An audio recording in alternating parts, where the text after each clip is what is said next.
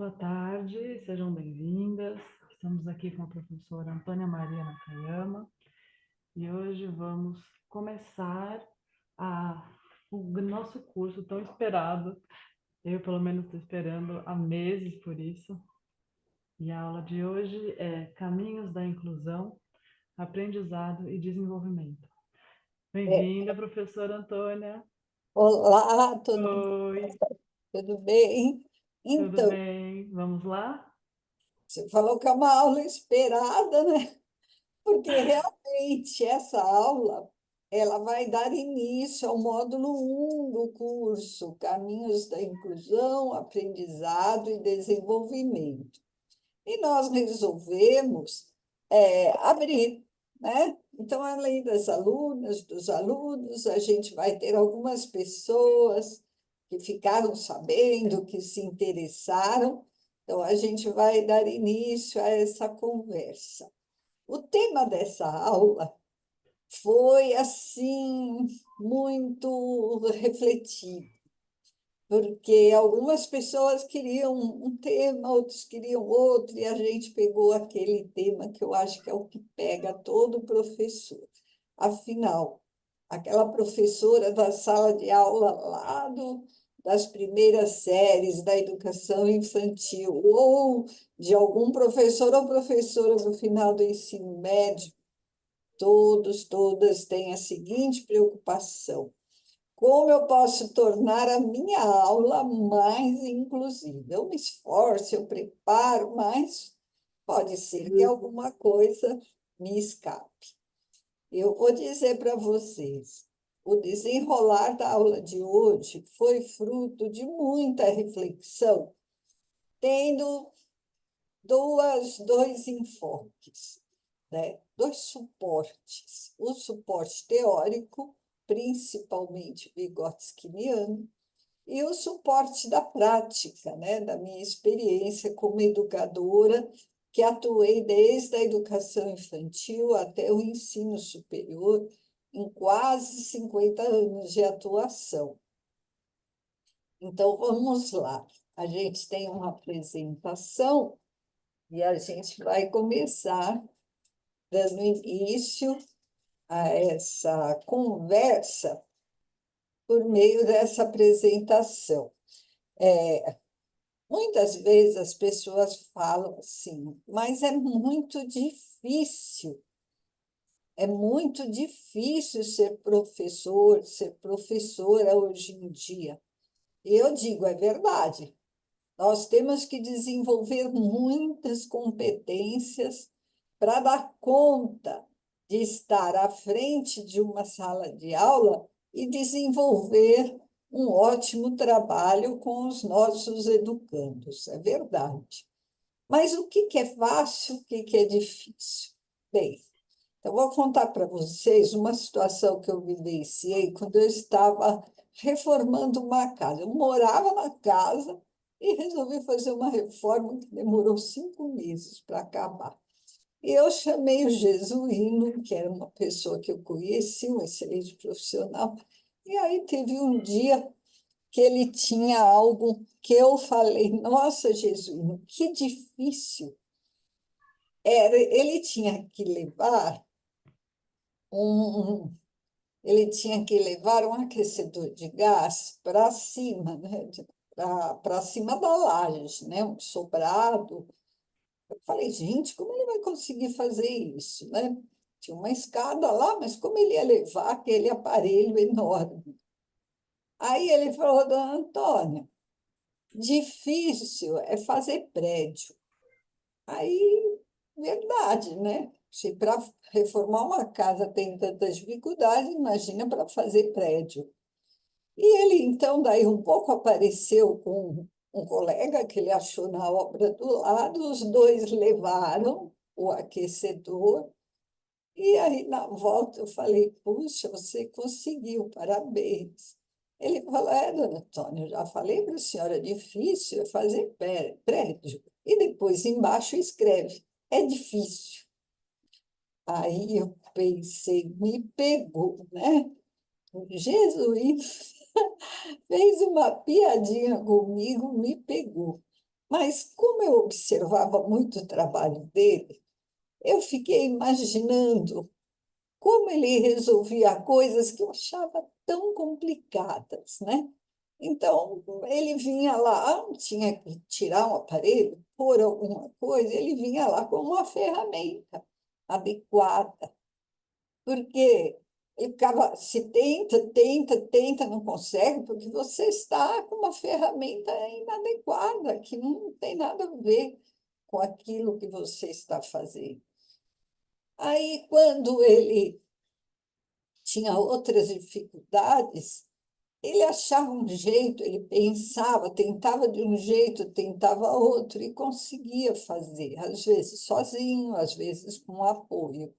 E eu fiquei pensando hoje no Jesuíno, exatamente quando eu vou falar, né, pode passar o slide, quando eu vou falar de algo que o professor fala, mas é muito difícil, lembra? Quando a gente tinha uma situação dessa na sala de aula, a gente tinha os alunos sentadinhos. Eu sentei em carteiras assim, não sei se vocês sentaram que a gente ficava quieto, né? A gente tinha talvez medo do professor, da professora, enfim. Não era tão complicado como essa cena seguinte, o outro slide, onde a gente vê situações, né, que são muito desafiadoras para os professores, né? E saudade do tempo que eles traziam canivete, porque hoje o desafio é muito grande.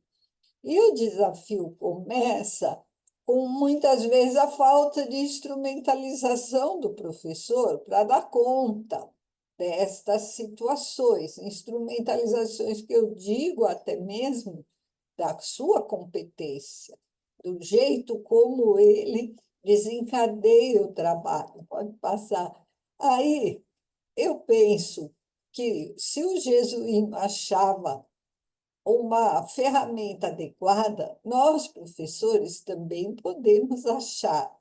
Mas tem a ver também com como nós consideramos esta instituição na qual nós trabalhamos, né? A escola é um templo do saber. E muitas vezes o professor traz aquela mala pronta, né? O rol de conhecimentos cristalizados, uma postura de prepotência, onde ele está acima da turma. E o diferente, muitas vezes, é indesejável. E esse diferente tem uma gama muito grande. Pode ser uma pequena diferença, como pode ser uma grande diferença. Agora, vejam bem, o que nos ensinou Maria Helena de Souza Pato? Que os mecanismos escolares geram obstáculos à aprendizagem e acabam naturalizando o fracasso. Então, muitas vezes, há um obstáculo, a criança, o jovem, não tem um bom desempenho e ele leva toda a responsabilidade por essa ação inadequada que ele tem perante o conhecimento. Pode passar. Então, vejam bem, educação, na verdade, requer implicação, compromisso com a aprendizagem. Aprendizagem de quem, gente? De todos, de todas. Porque se eu tenho 35 alunos, eu hei de preparar minha aula, eu hei de oferecer um apoio aos 35 alunos que eu tenho. Para isso, é necessário que eu tenha um compromisso com a minha própria aprendizagem. Quais competências eu quero, eu preciso, necessito desenvolver para estar à frente dessa turma e apresentar o mundo a essa turma, a essas crianças e jovens, porque esse é o nosso papel de educador, de educadora, é apresentar o mundo, é mostrar como as coisas são, como as coisas acontecem, como funcionam, como se dá a questão da natureza, a transformação da natureza, como se deu toda a evolução do conhecimento científico, como, enfim, foi acumulado conhecimento durante centenas, milhares de anos pelos seres humanos, que, no decorrer da construção desse construto, desse conhecimento, também se construiu e se reconstrói o tempo todo. Pode passar. Então, veja bem, há dificuldades, mas de quem são as dificuldades? Da aprendizagem ou da ensinagem? Né? Então, a gente tem que estar refletindo o tempo todo no nosso papel. Ah, eu estou em uma sala de aula, na verdade, meus alunos não querem saber de nada, não querem aprender. Até que ponto eles realmente estão fechados para aprender qualquer coisa? Até que ponto eu posso modificar o jeito de levar o conhecimento a eles? Pode passar. Então, assim, se a gente pensar de qual lugar estamos falando, nós vamos ver que a nossa realidade do processo de inclusão não começou hoje. O direito de todos à educação está previsto na Constituição de 1988 e em toda a legislação infraconstitucional que se seguiu. Toda essa legislação traz o paradigma da inclusão, que se contrapõe ao que existia anteriormente das escolas especiais e das salas de aula especiais dentro da escola regular. Então, a Constituição diz o lugar preferencial da pessoa com deficiência é a sala de aula comum da escola regular. Nesse caso, os recursos e saberes especiais devem estar, que estavam na escola especial, agora devem estar na sala de aula comum. Há a criação de centros de atendimento educacional especializados que está prevista na Constituição de 88 para complementar esse trabalho. Mas é necessário um processo de reprogramação de práticas excludentes e classificatórias usadas anteriormente. Pode passar. Então, veja bem, eu trago para vocês algo que eu refleti muito durante a elaboração do meu trabalho, da minha tese de doutorado, onde eu discuti a questão da educação inclusiva.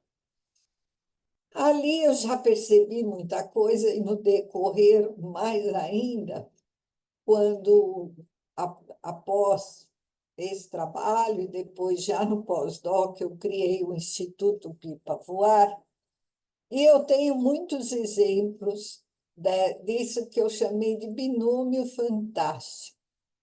A gente costuma dizer o aluno com dificuldade. O aluno com dificuldade, entre aspas, fica parecendo o quê? Aquele aluno, Joãozinho é um aluno com dificuldade. O Joãozinho só tem dificuldade. E não é verdade. O Joãozinho tem dificuldade em algo, mas ele pode ter facilidade em outra coisa.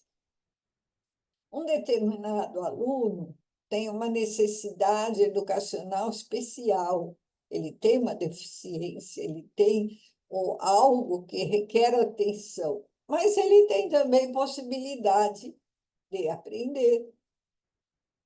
Outro aluno que tem deficiência, ele pode ter, em outro campo, um talento. É o caso do Paulo Henrique, que tem 20 anos e está no Instituto Pipa Voar. Ele não sabe ler, ele tem uma comunicação que muitas vezes não entende tudo o que ele fala, mas quando ele pega uma bateria, ele se comunica, ele fala, ele se expressa, ele fica numa felicidade e eu nunca vi. Parece que ele teve anos e anos de aula. E tão bem que ele se sai e aprende tudo olhando vídeos, assistindo no YouTube, com os irmãos. E ali ele desenvolveu esse talento dele, que agora ele se expressa porque o Instituto Pipa Voar tem a banda da inclusão e o Paulinho é o PH da bateria. Então, só estou dando esse exemplo, mas tem muitos exemplos que a gente pode falar para contar que a professora tem que observar no que o meu aluno, aquele que mais me preocupa, que eu vou para casa pensando nele, qual a principal dificuldade dele, mas também qual é a facilidade, pode passar.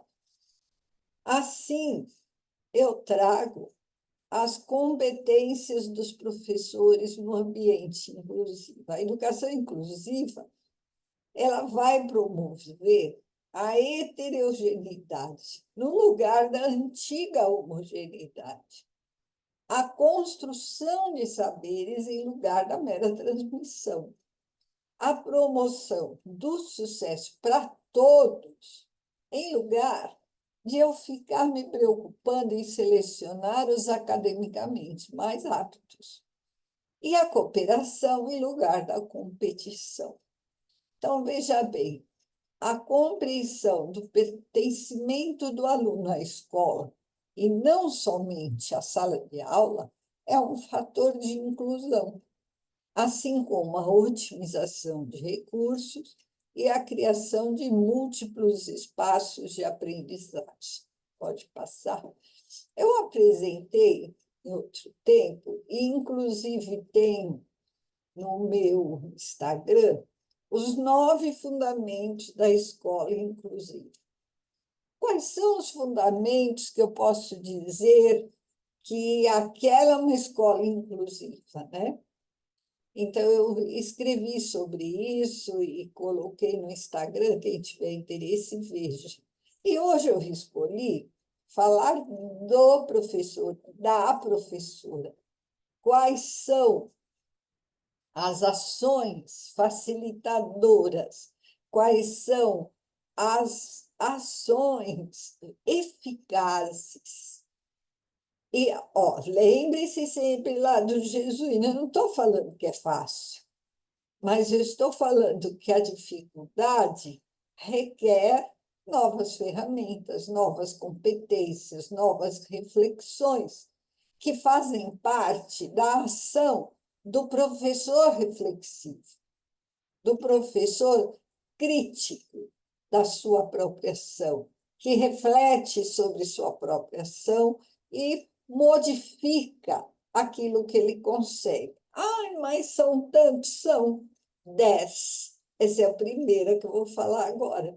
Mas são 10 dicas. Pode até chamar de mandamentos, acho que é forte falar de mandamentos, mas são dicas que eu vou dar para você que está preocupado com a inclusão na sala de aula e o que você precisa para fazer para realmente conquistar a sala de aula inclusiva.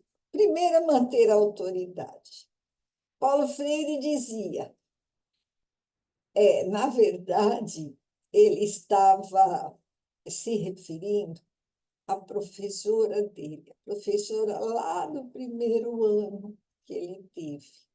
Aí ele dizia, minha autoridade circulava em meio à liberdade das crianças. Essa professora que ele teve, ele falava muito dela, né, na obra dele, que ele admirava muito, como ela conseguia ter autoridade, mas, ao mesmo tempo, oferecer um ambiente de liberdade aos educandos.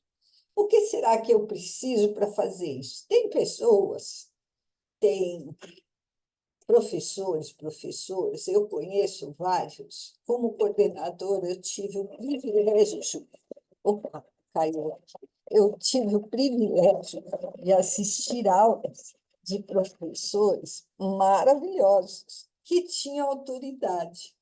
E observando, o que eu posso dizer da ação deles? construir e manter combinados. Construir combinados com seus alunos. Bem, mas eu vou construir, vou fazer o que eles querem? Não, tem algumas coisas que não dá para abrir mão. É o professor, a professora, que é o líder da sala de aula, e essa liderança, dessa liderança, ele não pode abrir mão. Ele tem que manter a sua sala de aula sob as suas rédeas. Ele tem que saber o que está acontecendo, ser perspicaz, identificar as modificações. Bem, então eu vou abrir, estou lá no início do ano, e vou abrir para a turma para a gente construir os combinados. Então, por exemplo, levantar a mão para falar é um combinado importante, porque se eu tenho 35, eu vou ficar no 35, tá, gente?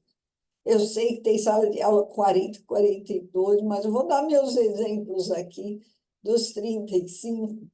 E se eu tenho 35, todo mundo quer falar ao mesmo tempo, eu não vou conseguir sair do lugar. Mas depois que eu combinar, eu tenho que persistir na cobrança das regras, porque o que é ser autoridade, né? Autoritas é a origem da palavra autoridade no latim e quer dizer fazer aumentar. Para mim, é fazer aumentar o respeito à regra, porque o professor ele representa a regra. Não é que o aluno, até pequeno, chega para a professora e fala: professora, ele saiu, né? Não pode sair da sala. E o meu colega saiu, então alguém vai cobrar a professora porque um determinado aluno não cumpriu a regra. E é verdade. Bem, outra coisa que eu posso fazer é observar agressões entre as crianças. Muitas vezes a gente deixa de lado, né? A criança briga mesmo, mas é importante observar o motivo da briga. Quem tem relações de poder, mesmo com as crianças pequenas, há relações de poder. Então, por exemplo, uma criança pode estar judiando da outra, provocando, fazendo bullying.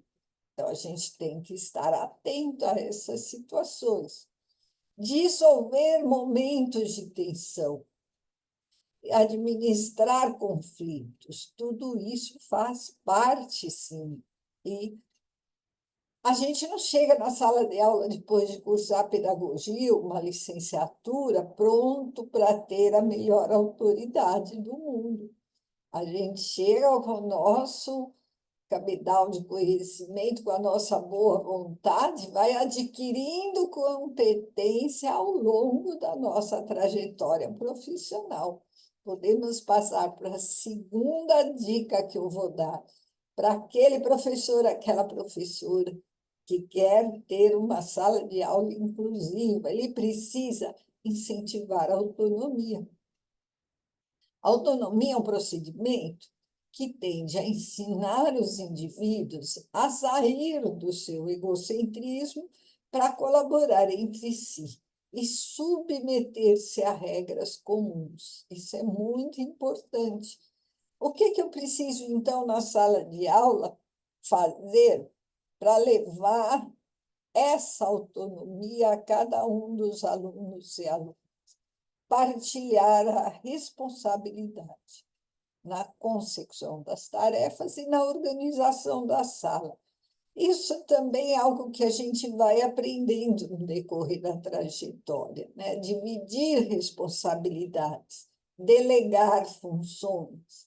Então, eu posso ter o cartaz do ajudante da sala, ou numa série mais maior, eu já não preciso falar isso. Está oscilante? Ah, sim, é da Edalvi que está dizendo isso.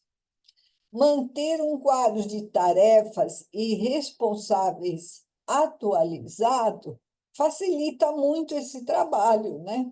Porque aquele aluninho, aquela aluninha já sabe que aquele dia é o dia que ele tem que pegar o material no armário, distribuir material, recolher material, enfim. Introduzir atos de interrogação. O professor está dando uma explicação, deve perguntar para a turma toda, para envolver todo mundo para querer responder. Porque muitas vezes a professora fala para um determinado aluno responder, os outros já ficam, não prestam mais atenção. Outra coisa é reformular o que o aluno diz. O aluno diz algo, ela reformula, melhora a explicação, utilizar sugestões dos alunos. Não adianta nada perguntar e depois não levar em conta o que o aluno falou, né? Estabelecer relações entre as falas dos alunos. Um falou algo, ah, tá, o outro já tinha falado, é mesmo, reforça. Criar fichas de trabalho independente, com comanda simples, com progressiva dificuldade. Cantinhos de trabalho independente são bem-vindos, com leitura, criatividade, poesia, lúdico. Dentre a diversidade de educandos na sala de aula, nós sempre pensamos naqueles que fazem tudo que é colocado para que eles façam, naqueles que não fazem, que, enfim, têm dificuldade.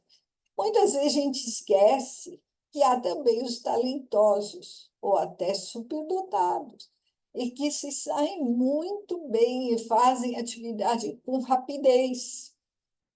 Nesse caso, o cantinho de trabalho independente é muito bem-vindo, porque eu dou oportunidade para aquele que terminar antes o trabalho que eu propus, ele possa ir buscar algo para ler, um exercício simples para ele resolver, uma dobradura, enfim, algo que ele possa fazer sozinho. Vamos para a terceira dica. Olhem só. Envolver a aprendizagem de sentido. Toda criança é capaz de aprender se assim acreditar. Acreditar é o primeiro passo da aprendizagem. Eu recebi na Pipa e recebo ainda jovens que não sabem ler e que têm assim um medo de chegar perto de caderno, de lápis ou até de letras móveis. Alguns até reagem e não querem saber. Por que será? Não é algo natural, é algo aprendido. Ele teve uma história, um histórico, provavelmente, de muita frustração. Então, ele não acha que ele vai aprender nada, para que ele vai ficar pegando aquilo, né? Para que a criança se coloque como uma pessoa capaz de aprender, é preciso ter conhecimento das próprias habilidades, reconhecimento do seu valor por parte dos demais, um sentimento de fazer parte do grupo. Então, isso também é algo que, no dia a dia, a professora, o professor vai trazendo à tona, conforme ele dá a comanda, conforme ele observa o que os alunos estão fazendo, conforme ele observa o desenrolar daquela atividade. E não é porque eles não estejam fazendo bem que eles não sabem fazer. Tenho que, de repente, dividir a tarefa em pequenas partes. E aí ele fez um exercício, e eram 5, mas eu tenho que elogiar, porque aquela criança, para fazer aquele ela deu o melhor de si. Ela conseguiu vencer um desafio próprio, evidenciar o que aprendeu, o que resta aprender. Então, fez o exercício, mas amanhã eu quero que você faça 2. E vai conseguir, com ajuda, não tem problema. É possível oferecer ajuda para que ele perceba que ele é capaz. Aí sim, ele vai aprender a se envolver, a se responsabilizar, a cooperar e a cuidar cuidar de si, cuidar do outro. Também é importante que ele veja o resultado do seu trabalho em álbuns, portfólios, murais. É bem interessante que isso seja feito com todos os alunos, né? Com todas as crianças, com os jovens envolvidos em um tema, que abraçam aquele tema e gostam de estar junto, aprendendo. Pode passar, vamos para a quarta dica, que é o resgate da história de vida. Ao saber de si, do seu passado, revendo situações marcantes de sua vida, as crianças podem ter a possibilidade de entender suas fragilidades e seus pontos fortes, percebendo-se como uma pessoa capaz de vencer desafios. Então, trazer à tona, na sala de aula, a história de vida, a autobiografia das crianças e dos jovens, é um recurso muito interessante para agregar valor ao trabalho da sala de aula. É possível criar atividades de elaboração da própria história, com consulta aos documentos, com entrevistas de familiares, honrando as diferenças de características físicas, de origem, de local de nascimento, de moradia. Promover também o resgate dessa história escolar, que, como eu falei, muitas vezes é uma trajetória de fracasso.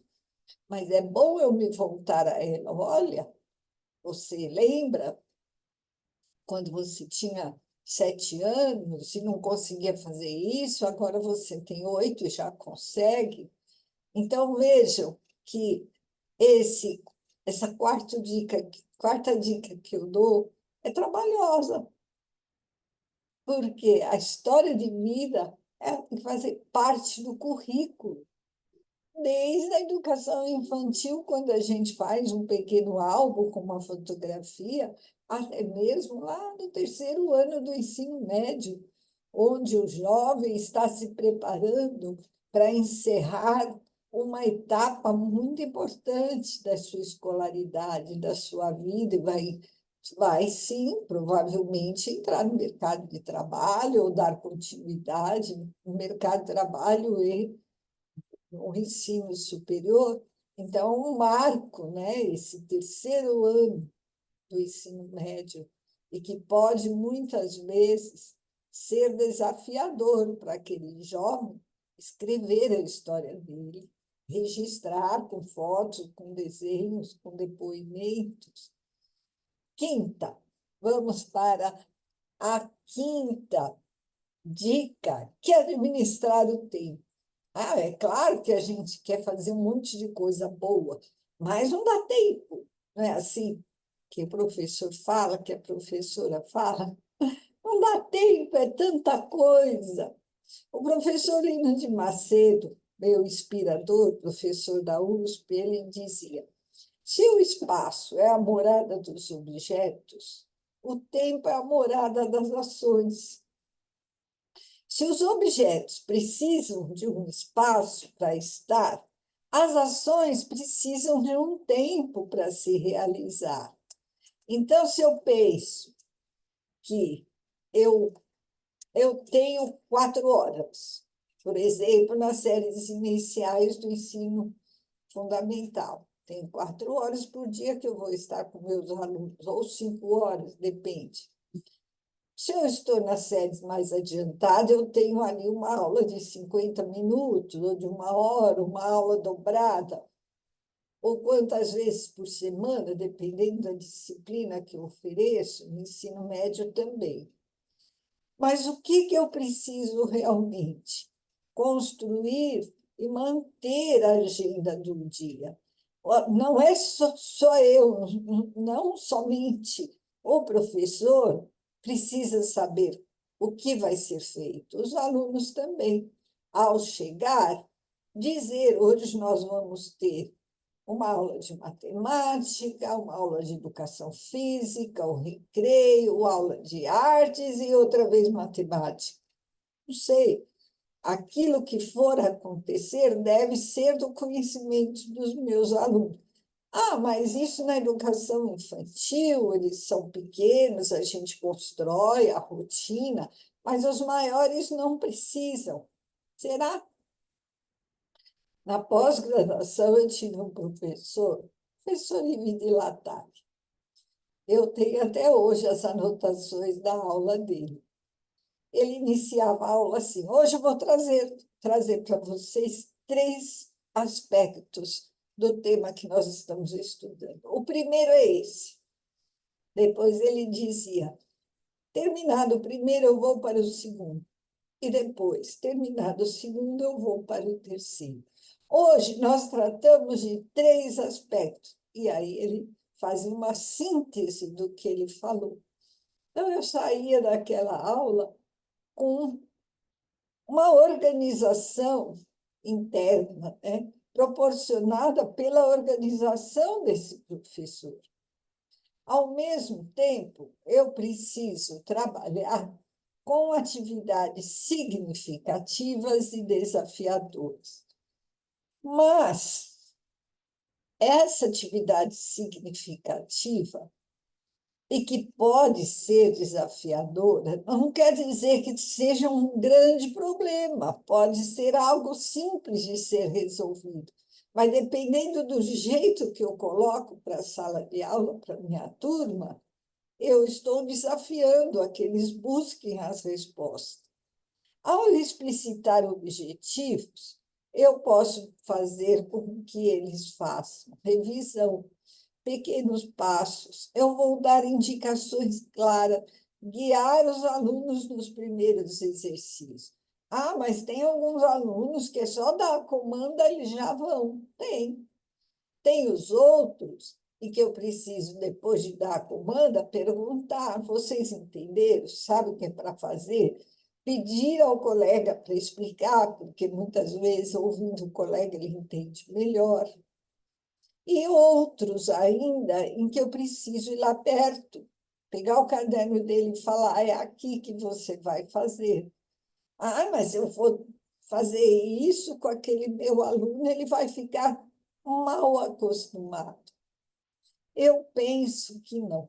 Eu penso que essa ajuda é necessária. Enquanto for necessária, é possível, é viável que se chegue perto do aluno e se ofereça esse apoio. Definir o material necessário e solicitar a organização da carteira, seja aquele pequenininho até o maior. Aquela carteira toda bagunçada vai fazer com que ele tenha mais dificuldade de se dar bem. Ajustar o ritmo, planejando prazos mais longos, permitindo interrupções e verificando se está havendo a compreensão. Fazer perguntas, ouvir perguntas, e eu acrescento ainda ouvir as respostas e levar em considerações as respostas. E também fazer a avaliação do dia. Se eu proponho o que nós vamos fazer, eu tenho que reservar os 5 minutos finais para avaliar o que foi feito. Na sexta, na próxima dica que eu dou, eu digo que é necessário diferenciar as estratégias de ensino. Eu trouxe separado, embora nas 5 iniciais eu já tenha falado disso. Mas aqui eu quero deixar bem claro que é preciso um revezamento. Então, se eu tenho uma sala de aula de uma criança pequena, lá da educação infantil, a minha turminha vai poder ficar olhando para mim 10 minutos. Se for uma turminha do terceiro ano fundamental, talvez fique 15. E se for do ensino médio, 20 minutos. Não dá para ficar 40 minutos falando e com a ação centrada no professor na frente da sala. É preciso, então, haver um revezamento. Atividades orais, escrita, desenhos. Atividade principal, eu trago um novo conceito. Depois, eu faço uma atividade relaxante. Depois, uma atividade independente, onde eles podem escolher a atividade. Em seguida, eu volto, trago uma principal. Eu também posso alternar em atividade coletiva, pequenos grupos, individuais, de rotina ou desafiador. A gente chega na sala de aula, vem as atividades de rotina, né? Pego o material, faço a chamada, né? Cada professor tem o seu jeito de fazer a chamada, mas sempre é importante anotar quem está ali presente. Aí eu posso fazer uma atividade que vá desafiar os alunos a pensar, variando o método a partir dos diferentes estilos de aprendizagem. Cada criança, cada ser humano tem uma forma de acessar conhecimento. Alguns têm um estilo linguístico. É aquela pessoa que ouve e já consegue assimilar. Outra tem um estilo espacial, outra lógico-matemático, ou corporal, sinestésico, musical, intrapessoal ou interpessoal. O que eu percebo? Que em uma sala de aula de 35 alunos, eu não sei como que eu faria para saber exatamente quais têm este ou aquele estilo, mas o que eu posso fazer é de trazer os conceitos mais importantes em diferentes possibilidades de estratégia de ensino. Então, se eu trago a leitura de um texto, eu também posso fazer uma dramatização, eu posso trazer na forma de um problema, eu posso trazer uma música, né, uma dinâmica interpessoal, onde a gente possa trocar ideias sobre o tema.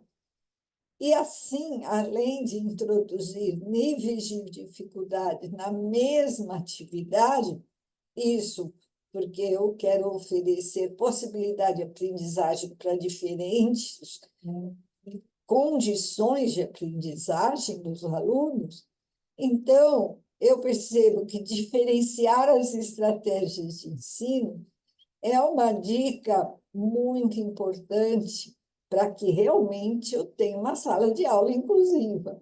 Vamos passar para a sétima.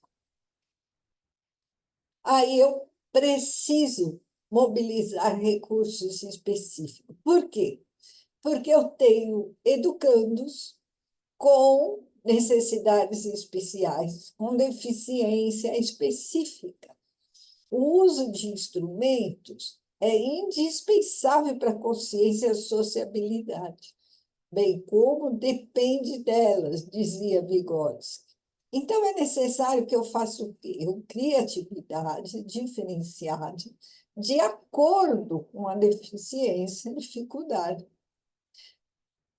Eu estou, então, querendo o quê? Envolver a todos em ambiente de aprendizagem. Para isso, eu preciso olhar para os alunos para dar explicações, falar o que eu escrevo na lousa. Isso eu aprendi, olha, quando eu estava dando aula no ensino de letras, no curso de letras. E eu tive um aluno que tinha baixa visão e ele pedia, ao escrever na lousa, professora, fale o que está escrevendo, para ele poder acompanhar melhor. Utilizar recursos especiais, sonoros, visuais, de acordo com a deficiência daquela pessoa. Criar atividades diferenciadas, de acordo com a deficiência e dificuldade, eu levo para a sala de aula uma folhinha, um desafio, uma ficha para aquele aluno poder, dentro do assunto que eu estou trabalhando, fazer alguma coisa. E também buscar apoio especializado e tecnologia especial. A comunicação alternativa para crianças e jovens que não falam é muito importante, pouquíssimo utilizado, né? Então, se ele não fala, ele precisa se comunicar. E os fonoaudiólogos têm desenvolvido pranchas de comunicação alternativa, utilizando desenhos, figuras, palavras, de acordo com as possibilidades de cada educando. Então, veja, eu falei lá no início que a sala de aula inclusiva ela traz os recursos da educação especial para a sala de aula comum, né? Então, quando eu falo em sala de aula inclusiva, eu também falo daquelas pessoas com deficiência que têm um prejuízo em alguma função e que ela precisa de um recurso de acessibilidade para conseguir acessar o conhecimento. Então, uma pessoa que não ouve, ela necessita da Libras, para que ela vai falar em Libras, haverá um intérprete na sala de aula, mas o professor também precisa aprender um pouco de Libras, os alunos, os colegas, para poder ter uma comunicação simples, né? Embora toda a explicação que o professor vai dar, ele vai dar em língua portuguesa, mas com certeza o intérprete vai fazer. E o intérprete não é um professor, né? Ele está ali na sala de aula para fazer um ato de comunicação. Quem ensina é o professor, a professora. Vamos para a oitava. Estamos indo bem aqui, as pessoas estão aí. O oitavo é oferecer apoio. Já falei antes, mas aqui eu quero realçar que aquilo que uma criança consegue fazer com a ajuda dos outros poderia ser, de alguma maneira, muito mais indicativo do seu desenvolvimento mental do que aquilo que consegue fazer sozinha. O Vygotsky, quando falou isso, gente, lá no começo do século XX, e a gente ouvindo, parece que quebra uma estrutura engessada que a gente tem na escola, e que o colega não pode olhar o que o outro colega está fazendo. E é exatamente o contrário. Nós temos que deixar com que circule o conhecimento de todas as maneiras possíveis. É o professor que está na frente e que dá uma explicação. É o professor que chega perto da carteira do aluno e começa uma atividade. É o professor que traz uma atividade diferenciada para aquele educando. É o professor que coloca um colega da sala de aula para sentar junto, para fazer junto, um que sabe mais, um que sabe menos. Ou os dois que estão ali mais ou menos no mesmo ritmo, mas que juntos eles podem avançar mais do que se estivessem sozinhos. E a gente aprende isso com Vygotsky. E ele dizia também, aquilo que uma criança consegue fazer com ajuda hoje, amanhã será capaz de fazer sozinha. Mas a gente não sabe.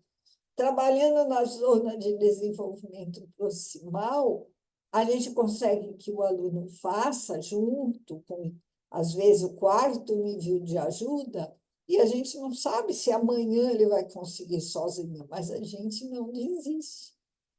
Isso é importante, porque o potencial dele só vai aparecer no desenrolar do próprio desenvolvimento. E, às vezes, a gente se surpreende, acredita que o aluno nunca vai aprender e ele aprende. Então, o que é necessário fazer ao oferecer apoio? Oferecer instruções em pequenos passos, com apoio escrito, baixando o nível de dificuldade, reduzindo atividades escritas, dar sugestões ou dicas extra e até reduzir instruções. Não precisa fazer tudo, faça um pouco, mas faça e acredite que é capaz de fazer. Propor atividades extras para a classe, para casa, complementar ou suplementar. Suplementar pensando no aluno com altas habilidades, que pode estar em sua sala de aula. Implementar projetos diversificados. O projeto é a coisa mais rica que tem para ser trabalhada em aula, onde todo mundo vai estudar um tema. Às vezes, um grupo pode estudar um aspecto de um tema, de um grande tema. Outro grupo, outro aspecto. E nesse grupo, cada aluno pode ter uma tarefa diferente do outro. Um pode ler, outro pode escrever, outro pode relatar oralmente o que compreendeu, outro ainda pode desenhar, fazer uma dobradura, uma maquete, representar corporalmente. O projeto é, para mim, um projeto interdisciplinar. Ele é um recurso fabuloso em qualquer época, em qualquer segmento, da educação infantil ao ensino superior. Aí a gente pode criar também a hora da novidade, né? Aquele terça-feira é o dia da hora da novidade. O professor faz, os alunos entendem como é, depois, cada semana, pode haver um aluno trazendo uma novidade. É uma aula de expressão verbal, de comunicação muito interessante. Mini aulas, né? Em determinado tema, os alunos eles preparam mini aulas para apresentarem para os colegas. Vamos embora. Nona dica que eu dou para o professor, não, ainda não, ainda é para lembrar que a boa aprendizagem pode virar. A boa aprendizagem é aquela que precede ao desenvolvimento e permite sua reprodução. Então, o Vygotsky, eu até falei na aula passada, que o Vygotsky ele traz a ideia de que a educação faz avançar o desenvolvimento. Então, há uma ligação muito forte entre a atividade, a aprendizagem e o desenvolvimento. Então, ele dizia que você não precisa esperar a fase de desenvolvimento para que você possa oferecer um ato de aprendizagem, ao contrário. E quando ele está falando da boa aprendizagem, quer dizer, aquilo que realmente o aluno aprendeu, ela precede, ela vem antes do desenvolvimento e permite sua reprodução. E que boa aprendizagem é essa? É a aprendizagem eficaz. É a aprendizagem que o aluno fez e aprendeu. Opera sobre os níveis superiores da zona de desenvolvimento proximal. Ela vai operar sobre as conquistas ainda em aquisição. Não é o que ele já sabe, é o que ele vai aprender, é o que ele está aprendendo, é que ele está no processo de aprender. E muitas vezes são conseguidas em colaboração com o professor, em colaboração com o outro colega. Essa boa aprendizagem permite a ressignificação de si e do mundo. Agora sim, vamos para a nona dica: propor atividades colaborativas. Então, não podia deixar de enfatizar que todos aprendem mais quando aprendem juntos. Sabe aquela sala de aula que tem aquele ambiente gostoso de circulação da informação? Um ambiente de alegria em aprender. E isso é uma conquista do professor, da competência dele de criar esse ambiente.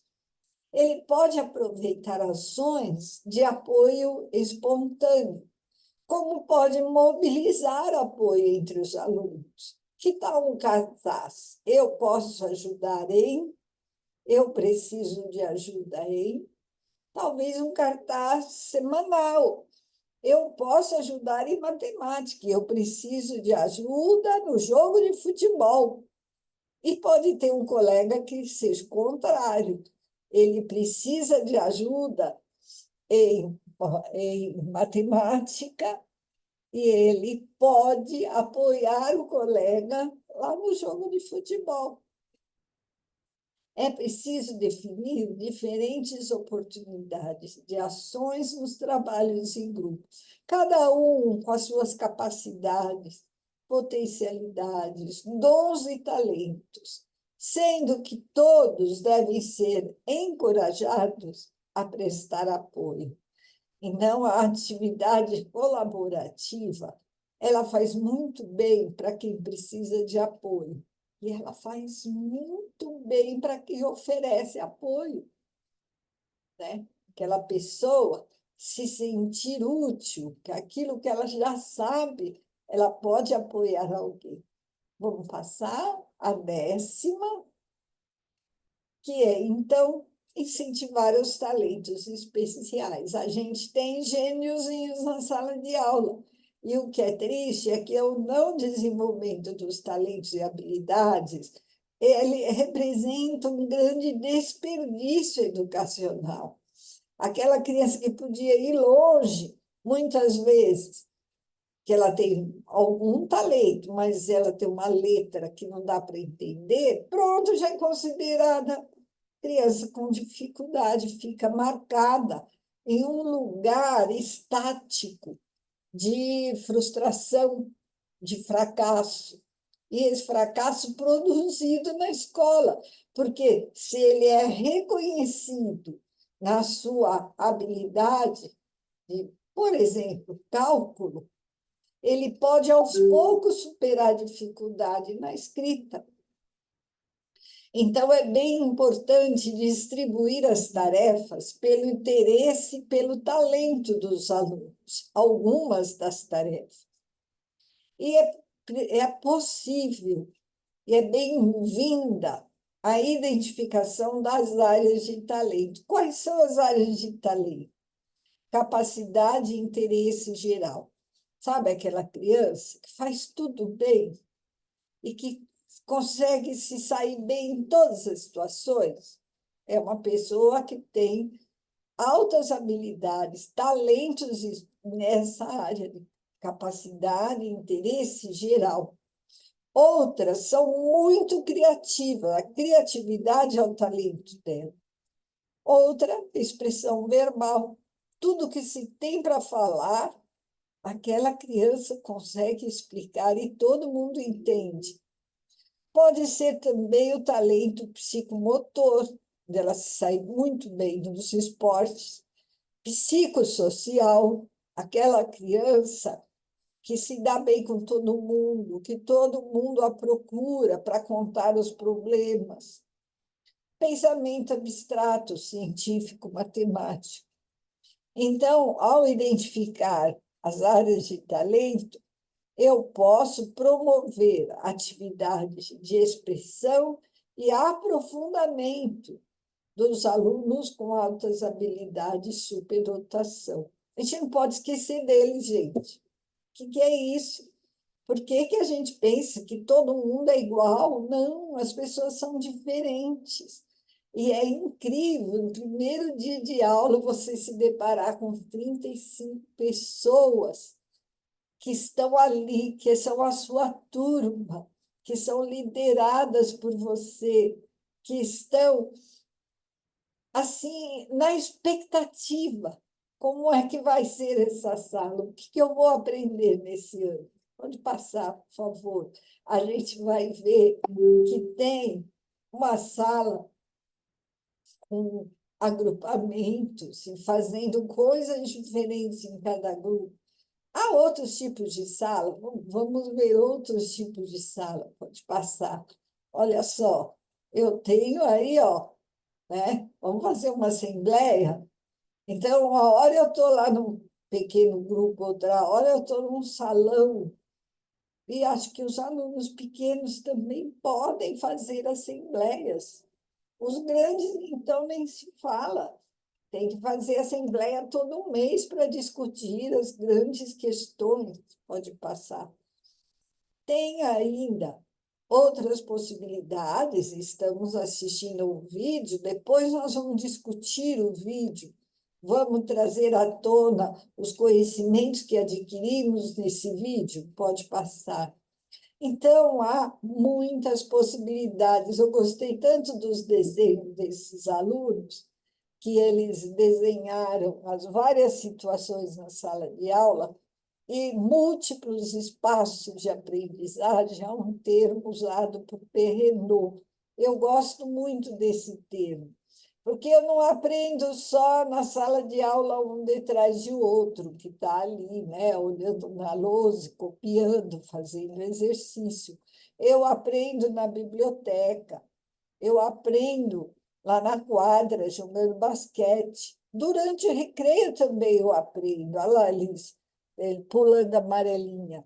E jogando xadrez em um cantinho da escola que foi preparado especialmente para a gente jogar, ou ainda na sala de informática, com os computadores. Vejam que esse desenho foi feito há bastante tempo, porque hoje em dia os computadores não são mais assim, a tela é bem fininha, né? Pode passar. Essa dinâmica de múltiplos espaços de aprendizagem facilitam muito o trabalho do professor. Olha aí o professor, ele está apresentando o mundo aos jovens. E esses alunos estão encantados, estão atentos, estão querendo saber mais. E, ao saber do mundo, sabem mais, né? Sabem mais de si mesmo, não é mesmo?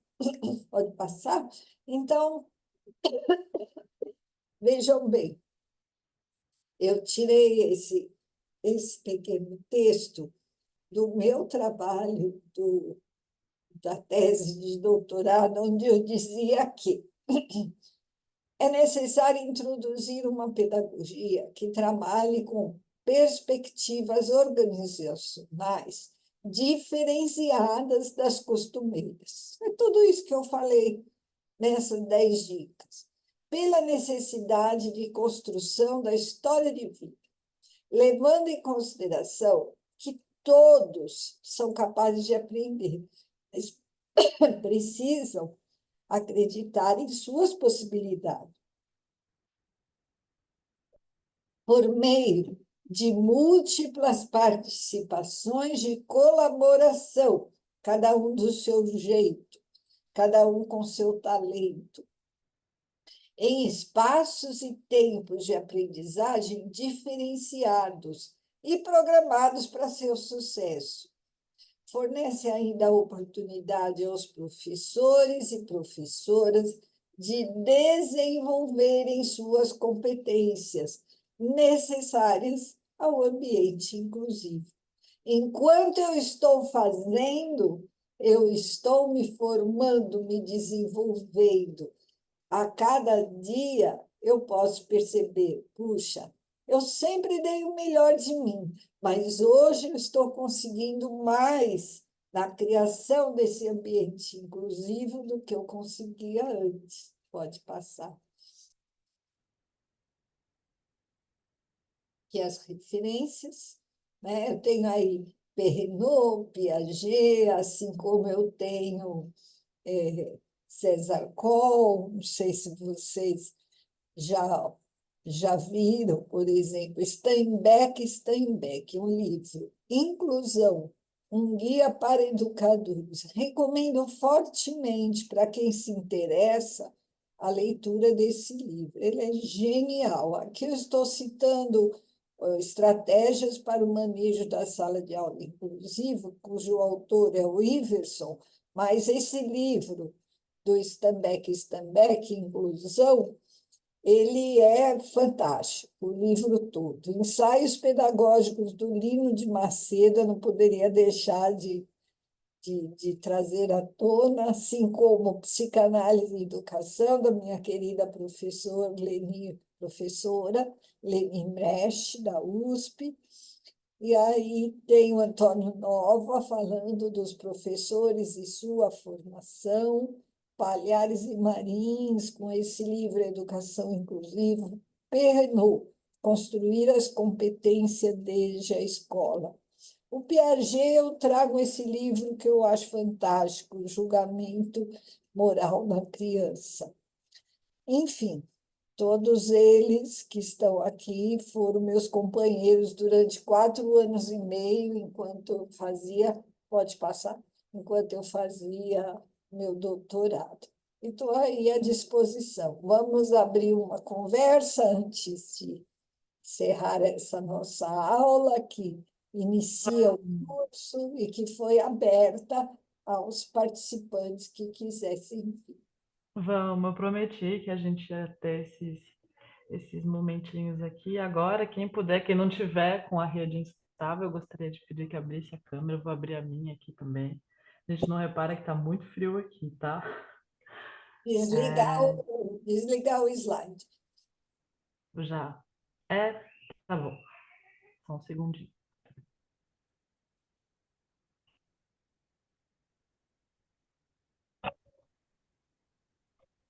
O sábado à tarde não necessariamente é um dia ótimo para os professores que querem descansar também. Ai, ai.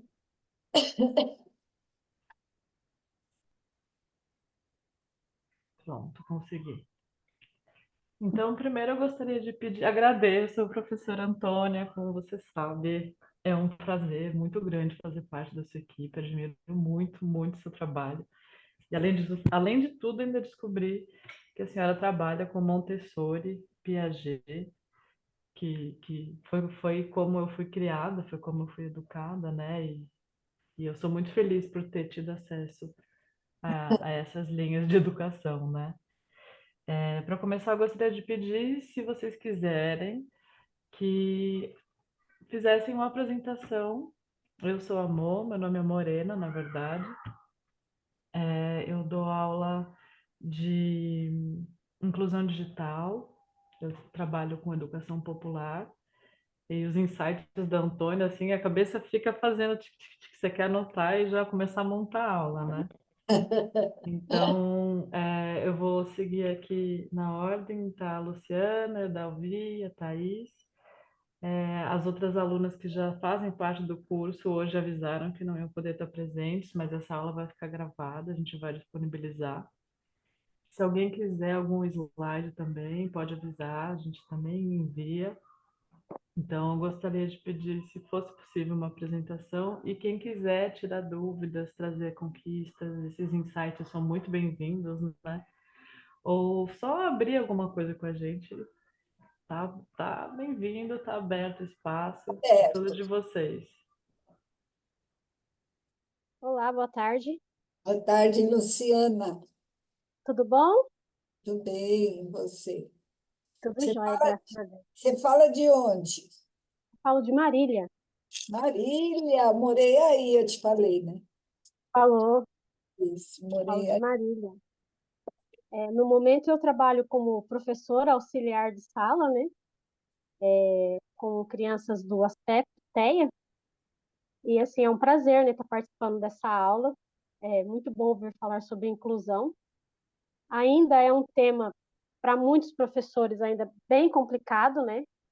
Como a professora mesmo comentou, que em algumas salas acha que inclusão é apenas colocar a criança lá no fundo da sala e colocar um tapetinho e colocar a criança sentadinha lá no fundo, né? Realmente isso não é incluir.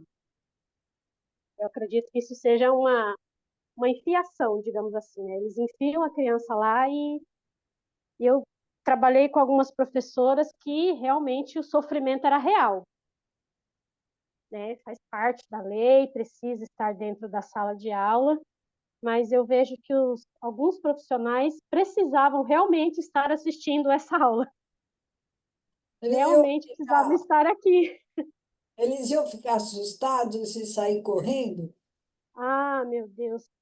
assim, eu acredito que ainda tem muita desinformação, né? Ainda acredito que alguns professores ainda se assustam com algumas questões sobre aprendizagem, crianças com dificuldade, não conseguem incluir as crianças de uma maneira que elas consigam se sentir parte do meio. Então, isso é bastante preocupante. Eu trabalhei o ano retrasado em uma escola em que a professora do segundo ano, ela estava com algumas crianças que não conseguiam ser alfabetizadas de maneira nenhuma. Então, ela mandou essas crianças para o reforço e, na época, eu era cuidadora. Eu trabalhava aqui numa empresa como cuidadora e eu ficava com apenas um aluninho, né? Down e também tinha TEA. E eu vi a dificuldade dela, né? Ela tinha uma professora auxiliar que ia 2 vezes na semana para dar aula para essa criança e é realmente muito difícil. Ela falou assim, gente, como que vocês conseguem ensinar, né? E eu não consigo. Com 25 alunos e mais uma criança precisando de uma necessidade, de uma pessoa ali estar com ele o tempo todo, é realmente um desafio muito grande aí a percorrer. Eu só tenho que agradecer, assim, por hoje, né, por ter passado por essas condições. Eu voltei a estudar, eu me formei no magistério em 2004, então, devido a essas situações, eu voltei a estudar, estou cursando pedagogia no momento, mas a minha intenção é continuar na área de educação, da educação especial. Legal, muito bacana. Parabéns! Eu também Obrigada. voltei para pedagogia agora. Somos colegas no momento. É um desafio, né? Porque, assim, a sala é uma sala que já não é mais uma sala com pessoas que têm a mesma idade que eu, né? Eu já passei dos 40, então a gente entra numa sala aí dividida, de alguns alunos que estão entrando agora, terminou o terceiro colegial, estão ainda em busca de uma carreira, não tem muita certeza se vai ser pedagogo, se não vai, mas é complicado. Tipo assim, 30% presta atenção e o restante da sala quer só conversar. Ô, Luciana, eu dei aula há 20 anos na Unip, né? Os meus É, melhores alunos, em termos estatísticos, né? Claro que tem aluno de todo jeito, mas se destacavam os alunos com mais idade. Eu tive aluno até de 60 anos fazendo eu faculdade. acredito, eu Já acredito. Não tinha, sei, né? por Eu exemplo, acredito. tinha um aluno na psicologia que ele era engenheiro, se aposentou e foi fazer psicologia. Olha que beleza. Então, a experiência, a maturidade, aquela decisão de voltar a estudar, traz um potencial muito forte. Acho que você tem ótimas condições de ter uma trajetória aí escolar muito boa, por conta da sua idade mesmo, da sua experiência e do seu objetivo, que é bem concreto.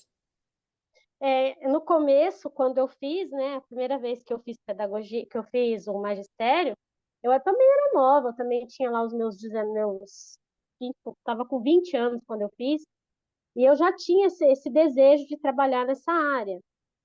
Só que a minha filha mais velha, ela era pequena, ela tinha coisa de um ano e pouquinho. Então, na época, a gente decidiu por não fazer a faculdade, né? Porque até você, ai, como você vai estudar e viajar? Porque não era aqui que eu ia fazer, não era em Marília, era fora, e deixar uma criança pequena. Mas eu acredito que tudo tem um tempo, né? Então, assim, eu fui mãe, tenho 3 meninas, né? Fui mãe, minha filha casa no final desse ano, a mais Nossa, velha. olha, Então, assim, eu já estou cheia de experiência aí. E falei assim, agora nada me para. foi minha mãe bem novinha mesmo. Fui novinha. Com 21 anos eu estava tendo a minha primeira filha. E tem um lugar especial também para a gente nessas classes. Eu tenho 40 também, né? Porque a gente já trabalha, a gente já faz o que eles quer fazer, o que eles querem fazer, né? É, Então, a Antônia, ela vive trazendo, né, esse lugar do, como é que é? É ajudante de classe que se chama? É É, auxiliar, aqui a gente oi, chama de. professor, Não, oi. não, os alunos, os alunos que terminam a atividade antes, não Sim, sei, que são comunicativos e tal. Então, também existe no ecossistema, né, da sala de aula, também existe esse lugar, né, para quem já tem experiência, quem pode ajudar. sim. Sim. Vamos lá. E a Thaís assistiu? Acho que ela chegou no A Thaís fim está quietinha aqui. da UVI. Mas Chegaram depois, né? a Edelvi, ela não consegue falar, abrir a câmera. A de saída, né? É, é. Eu gostei muito dessa coisa que a Grace falou. Pena que ela tinha uma outra aula, que ela está fazendo um curso e tinha uma outra aula agora. Ela falou, Mas querida, ela passou aqui, sim. nossa, ela falou, ó, que pena que você não foi minha professora antes. Que sorte eu tenho de poder usufruir dos seus conhecimentos hoje. Hum. Mas a Grace está na nossa rede de inclusão também, né? Ela tem Ah, acesso, ela pode acessar, ela sabe disso, né? a Luciana e a Thaís também estão, né? Na rede ou Ah, não? acho que não. A Não? Luciana está. A É? Luciana preencheu a aula passada, ela preencheu a lista de presença. Eu acho que ela. Sim, Luciana. eu assisti a todas as aulas, professora. Ah, Eu Mas assisti você, todas as você. aulas. Ah, você está na rede de apoio também. Eu assisti todas as aulas. Ai, nossa, que dedicada. É tão bonito saber essas coisas, né, gente? Que a gente fica fazendo aqui, a gente não sabe quem está vendo, né? Então, ter um retorno desses deixa o é coração quentinho. muito. Verdade, né? E aí, Luciana, como a gente está tendo praticamente uma aula particular aqui, eu e você hoje, apesar dela estar gravada e fazer parte do curso, né? Essa é a aula de boas-vindas para a turma, para as participantes do curso da Antônia. É, você tem alguma dúvida? Você quer trazer alguma questão, algum questionamento? Não, no momento, assim, eu não tenho dúvidas, mas, assim, eu gostaria de saber como que eu faço para ajudar a professora, né, em questão, como eu trabalho numa classe com 5 crianças, 6, na verdade, elas não são crianças, né, são adolescentes, entre 13 e 17 anos. É, eu estou numa instituição, né, no Espaço Potencial, onde a gente trabalha apenas com crianças do aspecto autista. E ali daí tem as comorbidades, né? Que eles falam, que é o TEA, o TOD. Então, assim, está crescendo bastante, é uma área que está crescendo bastante. E como que eu faço para ajudar mais essa professora na questão da inclusão? Porque parece que a gente fica fechado dentro da sala de aula, né? E a gente sabe que os alunos do aspecto autista, eles têm dificuldade de socializar.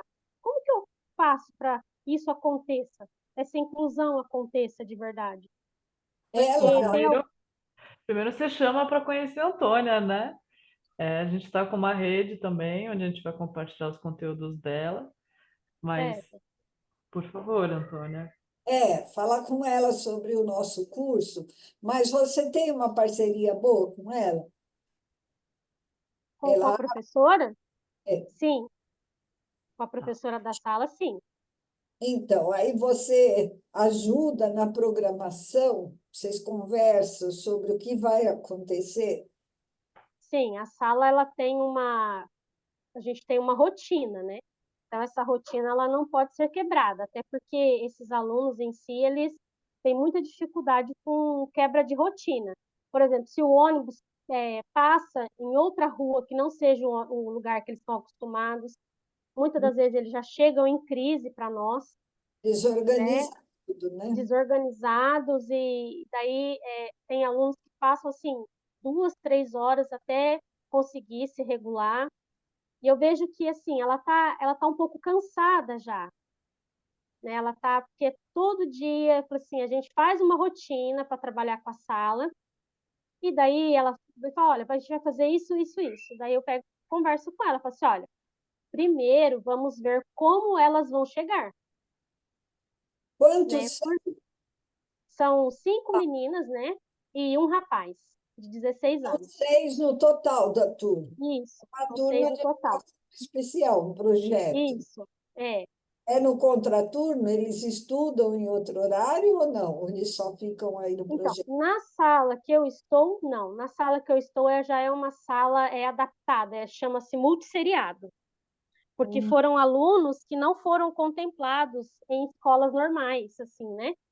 Eles, pela questão do comportamento, agressividade, não tem, né, a base que deveria ser lá no início de aprender a sentar, esperar, ou ter comportamento de ouvinte. Então, eles são alunos que não conseguiram se beneficiar da escola normal. Então, eles vieram para nós, né, que é uma sala de multisseriado, onde a gente trabalha mais habilidade. Habilidade para eles aprenderem a escovar um dente, pentear abotoar uma roupa, tirar uma roupa, e também trabalhar a questão acadêmica, do escrever, do ler. Então, a gente tem duas que sabem, uma é copista, né, ela copia, e a outra ela sabe ler, mas ela não consegue escrever. Ela precisa de um caderno adaptado para ela, né? Um caderno pautado, porque ela não consegue, ela não tem noção espacial para escrever. A letra dela, ela não tem noção. E a gente percebe que são crianças que a gente gostaria muito de conseguir ajudar elas a se desenvolverem mais, Há um muito mais. da atividade mais concentrada na explicação e uma atividade mais prática, há um revezamento e um desafio de pequenos passos. Isso que eu falei da regulação, a professora tem definido bem essa parte do Tem, ritmo. tem. O que a gente trabalha bastante lá? Nós trabalhamos com timer, né? Com o relógio no timer. Então, assim, eu fico 15 minutos com um aluno, dou toda a atenção que ele precisa, né, para estar fazendo aquela atividade. Depois daqueles 15 minutos, eu deixo ele com alguma atividade de motricidade fina, para que ele não fique ali parado, né, sem estar fazendo nada, digamos assim, e vou para uma outra criança.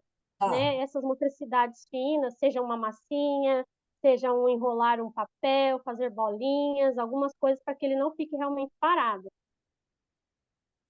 legal. Você viu aquela explicação sobre os 4 níveis de ajuda?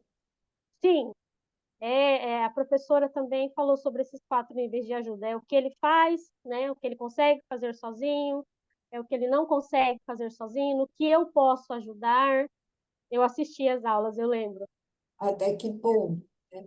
Quando o curso que a gente está proporcionando agora, que está aberta a inscrição, é sobre atenção, percepção, memória, criatividade, raciocínio lógico e linguagem. Muito bom. O segundo, esse primeiro módulo, né, ele está tratando desses conceitos básicos, né, de Vygotsky. Depois, o segundo módulo, eu vou trabalhar a atenção de uma maneira avaliativa. Então, eu proponho uma tarefa avaliativa. Já que você Hum, está 15 minutos com um, depois 15 minutos com dois, seria bem interessante você aplicar. E aí você escolheria junto com a professora, né? Por exemplo, sim. menino tal, vamos ver como é que está a atenção dele. Então, faz a tarefa avaliativa de atenção. O outro, eu preciso ver a memória. O outro, eu quero ver a linguagem. As tarefas são lúdicas. Eu proponho 3, então pode ser escolhido, né? Uma atividade só. E aí tem todo um protocolo de como preencher, né?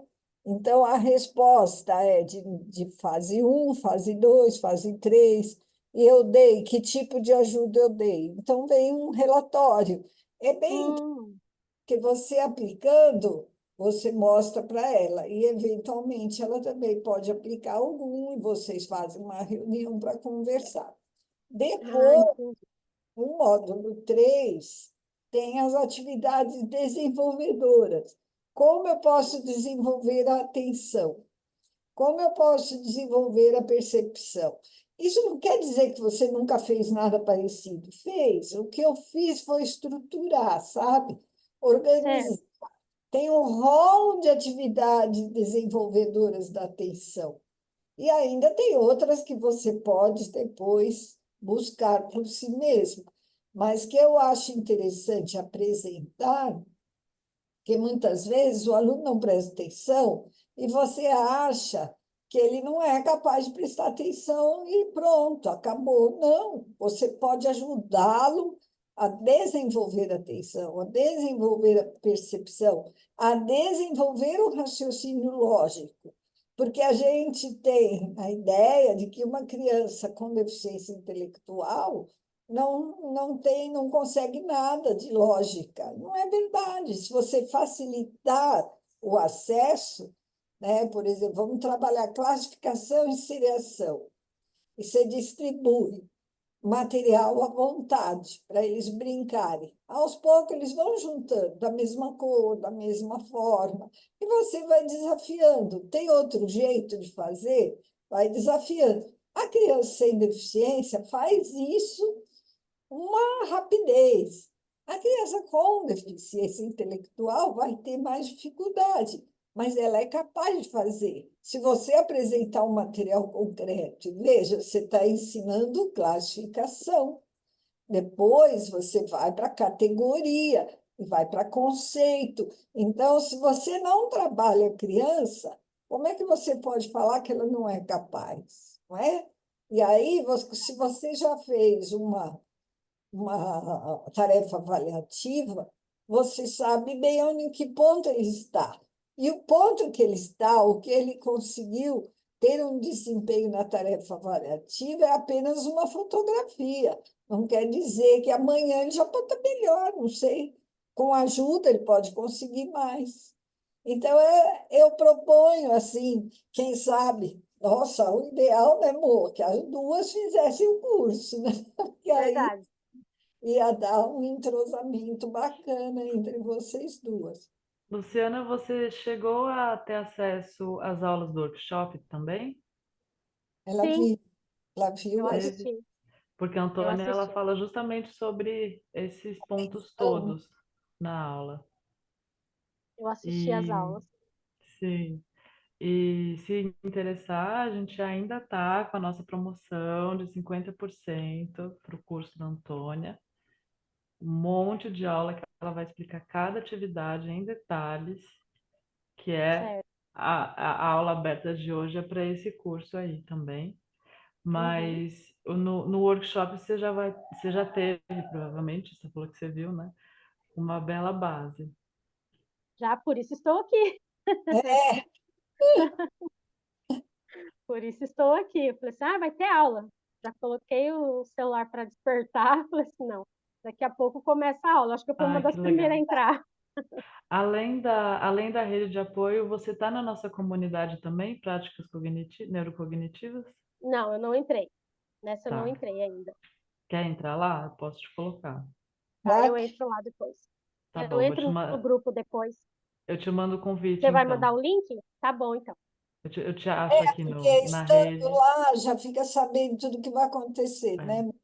exatamente. Legal. É, essas aulas, Pro, elas vão ficar gravadas, eu posso assistir ela em qualquer momento ou eu tenho que estar presente na Gra- hora, assim? Elas Gravar. ficam, elas ficam gravadas. A gente tem um cronograma. Uhum, No mês de julho, cada aula são 10 dias, né? Então, você tem 10 dias para assistir, anotar suas dúvidas, anotar suas certo, observações. A Antônia oferece apoio também. Lá a gente tem um grupo só para as participantes, onde ela vai conversar. E é legal que você também pode compartilhar com outros profissionais do ramo. E aí, a certo. partir de agosto, em agosto a gente tem a segunda aula aberta de introdução ao módulo. E aí é uma Entendi, por semana, a princípio vai ficar um pouquinho mais apertado, mas elas se complementam, né? Que são justamente entendi. esses tópicos que a Antônia A trouxe aqui. aula, o vídeo aula gravado tem 15 a 20 minutos. Aí tem Certo, o e-book, né? O e-book tem 15 a 20 páginas. Então, se em uma semana você conseguir ler o e-book e assistir uma aula, está maravilhoso. O começo até vai dar 10 dias, né? Depois a gente pensa que é uma média também não quer dizer nada. Pode ser que na outra semana você assiste 2 vídeos, porque é um estudo que a gente que programa, né? Então, a gente pode fazer no nosso ritmo, na nossa possibilidade. Eu Mas perguntei porque, eu falei assim, agora a gente está de férias da faculdade, né? Eu estou de férias da faculdade e também, a partir de segunda, eu estou de férias do trabalho também. Eu falei assim, então você vai entrar de férias. Não, eu falei assim, eu vou tirar esse mês de férias para estudar. para Vou estudar, aproveitar para estudar. claro. Que ano que você está na pedagogia? Na pedagogia, eu estou no sexto termo. Já está no terceiro ano, né? Né? Falta mais um ano. Como eu entrei já no segundo termo, então falta mais um ano e meio para eu terminar. Ah, Na legal. metade de 2026 eu estou terminando, se Deus quiser. Quando? Já, já. Tá Já bom, vai, vamos já lá. vai terminar especializada, né? Porque Ah, esse sim. conhecimento que a Antônia traz aqui eu nunca tive, nem na USP, nem na Morumbi, que é onde eu estou terminando a licenciatura. É bem especial mesmo. Acho que Vamos enriquecer, né? Precisamos enriquecer. É, o- Luciana, uma pergunta. Como você teve acesso ao workshop se você não está? Eu não coloquei as duas na rede de apoio. Eu entrei, eu vi no meu Insta, né? No meu Insta e no meu Face. Eu acredito que foi no Facebook primeiro. Ah, Então, então eu assim, vou te como eu mandar o tô, segundo. Tem o segundo. eu Eu entrei acho. no meu Face e daí eu vi, né, que ia ter essa palestra. Eu falei assim, vou me inscrever. Me inscrevi na palestra, eu falei assim, nessas aulas de workshop. Eu falei assim, eu vou aproveitar. Eu tô assim, tudo Tá, que aparece de conhecimento novo, eu tô ali para ver se eu tá. consigo encher a minha botija. Eu vou colocar os dois links de novo, o primeiro de novo e o segundo pela primeira vez na rede de inclusão também, do workshop Tá, da joia? Antônia, tá bom? Eu agradeço. Imagina. Falou, gente. Olha, moça, você lembra, acho que a Luciana também, que quando eu me apresentei no primeiro dia, eu falei assim, que desde pequena eu gosto de estudar e aprender. Mas eu fui percebendo que o que eu aprendo, eu gosto de ensinar. Então, nos altos aqui, né, da minha idade, já com tanta experiência de vida e de escola, eu quero deixar essa ideia, né, de que sempre é tempo de aprender. Ah, será que eu vou conseguir? Eu já estou mais velha. Será que eu vou conseguir? Porque eu não tenho tempo, né? Como é que eu vou administrar? Então, essa é a mensagem. Sempre é tempo. Estamos aqui, amor, que é essa pessoa, e o Alexandre também, que são as pessoas assim muito cuidadosas da equipe. Então, fiquem à vontade, né, para poder fazer as perguntas, comentários que quiserem aí no decorrer do processo de formação. Tá bom? Até lá.